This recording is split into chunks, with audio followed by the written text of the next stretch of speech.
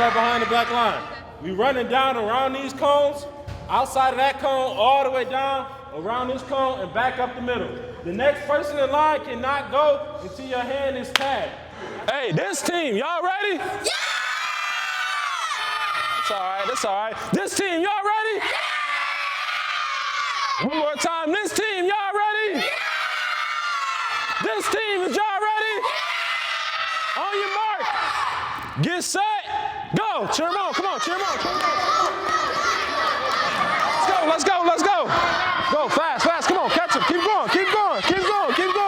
They louder, we gotta be louder. Well, keep it going, we're gonna add Big fella. Take over with you. Let's keep it going. See, I told you it was gonna be all right. One more time. Y'all won, I told you it was gonna be all right. Give me some. Team effort. Come on. Head up. Keep our head up, all right? Start from 6 next time, okay? You good, baby? You all right? Y'all just won. You still get your candy. You heard me? Told you it was going to be all right, didn't I? I told you got to trust in your team. It's all right. You make a mistake. Still won it for your team. Y'all make mistakes. We all right. You hear me? Give me some. My man, head up. Hey, we don't put our head down, though. All right? Now you got to give me a smile.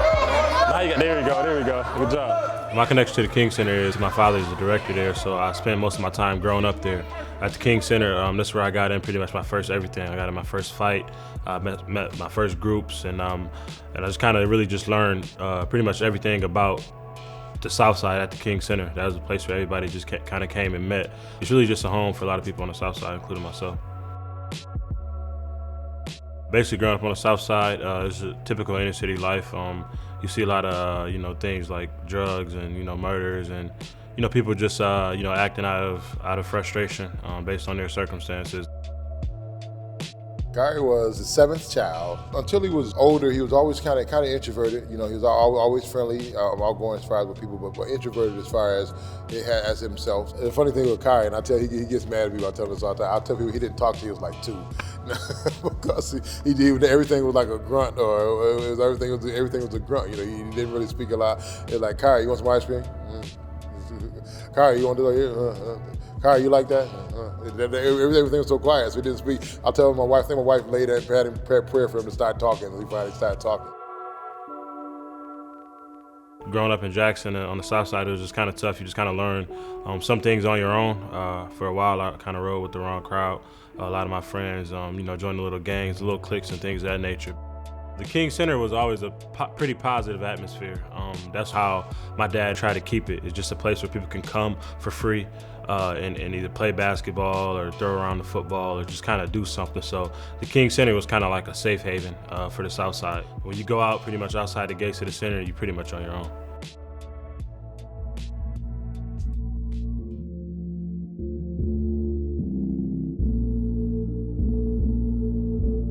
So right now we're on the south side of Jackson. This here is Chittock Street. This is actually the street I grew up on. Got a lot of memories here on this street. My family, we all lived here. A lot of my closest friends were here. This is the south side. This is probably not so fancy side of the city, I would say. But this is definitely where I was bred at. This is definitely where all my brothers grew up at. So this is definitely always gonna be home for me.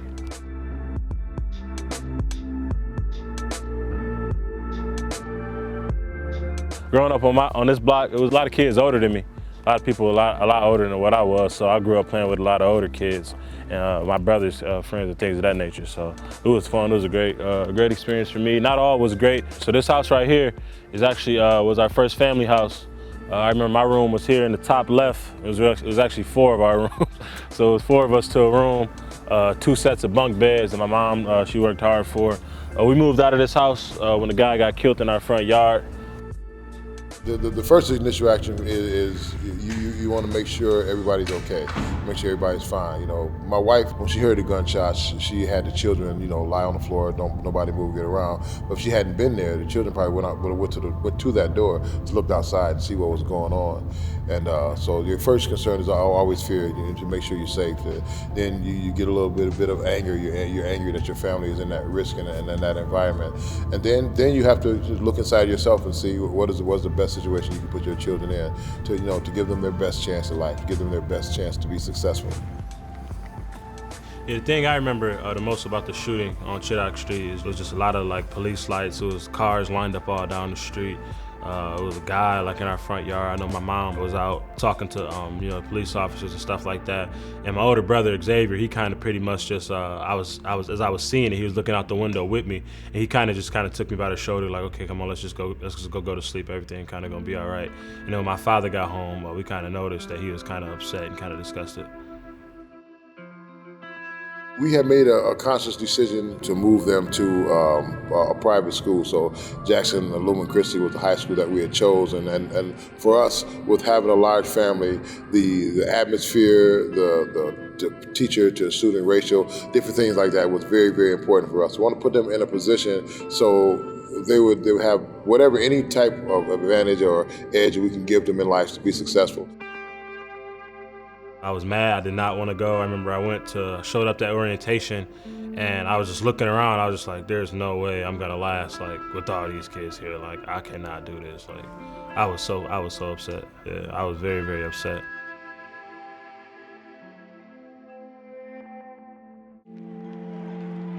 Basketball to me was everything.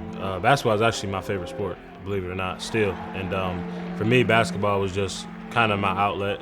That's the way I worked out. That's how I learned, how to be explosive, how to, burst in short spaces and stuff like that. But it was the nature of competing. Growing up at the center, the basketball court was open every single season and pretty much every single day. And that's where all the best people in the city come. If you want to be challenged, if you want to, compete, you come to the King Center. And that's how it's kind of always been. And my dad had been coaching it. All my older brothers played it. So I kind of just adapted it at a very young age. Football come in the picture seriously for me my junior year in high school. My freshman and sophomore year in high school, I played, but I didn't really take it serious. I mean, I tried during the season, but I didn't put any extra work into it or anything like that. I actually quit football twice in high school. After my freshman year, I didn't come out till like halfway through the season of my sophomore year. I ended up getting moved up to varsity, had a pretty good year, and then I quit again because I began, basketball recruiting began to pick up, and so I didn't really want to play. Khari had told me he had a basketball scholarship offer in 10th grade, first Division I basketball scholarship offer. So I told him, if you get a Division I offer, you don't have to play, the other sports. You just focus on that sport. And so he had told me he couldn't wait until he got that offer, and he said, I'm not playing football this year. That was his junior year of high school. He done really, really well, for us. Like, you're not playing. I said, okay, it's a decision you got to make. You didn't want to force that decision on him. The day before football camp started, he came home and said, Dad, I need some cleats. And I said, I thought you weren't playing football. We need some cleats. And he ended up rushing for like 2,000 yards that year. So it was a good decision. It was a kind of like a passion shift, I would say. I had been, doing well with basketball, but football was just kind of new for me. It was something that I'm kind of glad I didn't take that serious at a young age, or else I might have got tired of it. But it was just something that I embraced later on in the high school stage. And then I saw that, hey, I'm only playing off of just pure talent. And I got some big time offers. Imagine what I would do if I put in the type of effort that I put for basketball towards this. And then I came back and I had a historical season my senior year. And that was just simply because I basically just bought in. And I was just like, I'm pretty good at this game. And I always have been, so I'm gonna just keep playing it.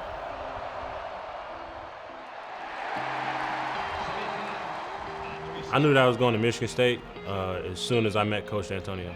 I always wanted to go here to play for Coach Izzo, but I basically ended up just shifting, and Coach D to me was that guy. I always liked the underdog mindset coming from a smaller city, and at that time, that's the mindset that they had.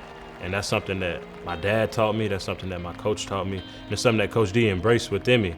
And I feel that he just continued to add fuel to the fire all the years that I've been here. Just because he doesn't take anything from nobody, and I feel that I'm not gonna take it either. Regardless of what I do off the field, in the sport of competition, if you're the underdog, if they don't, expect you to win, then you take it personal, and you go out and perform, and you work in the off season for that challenge. You caught her! You caught her, baby! That's my man! Give me some. When you talk to them at 9 and 10-year-old, their dreams are just like the dreams of people, I don't care wherever you go, from the richest community to the poorest community. The difference is some type of way in life kind of snuffs that dream out sometimes if there's nobody there to cultivate and to do that. So when you've grown up and you've seen that, and you've seen guys that just like he aspired to go to Michigan State in 7th grade, there are other guys that aspire to do different things. But sometimes without the proper things around you, you don't have those opportunities to pursue and to develop the way you need to develop to achieve those dreams. Khari's from Jackson. Khari's from King Center. He's from right here. I understand what it takes for him to do what he had to do. If this is what you say you want to do, this is what it takes to be involved at some level. Go, go, go. Y'all gotta keep cheering. Y'all gotta keep cheering. I want to be a guy that, you know, people can look to years down the road and say, you know, use your platform, not exactly the same, but in a way that guy used his platform. So I definitely want to make Jackson, my parents, my brothers and sisters, and every kid that's looking up to me, I want to make them proud. I don't want to just be here. I want to be effective in the way that they can look up to and say, yeah, he did it, and he did it the right way, and he did it to the best of his abilities. He was successful while doing it.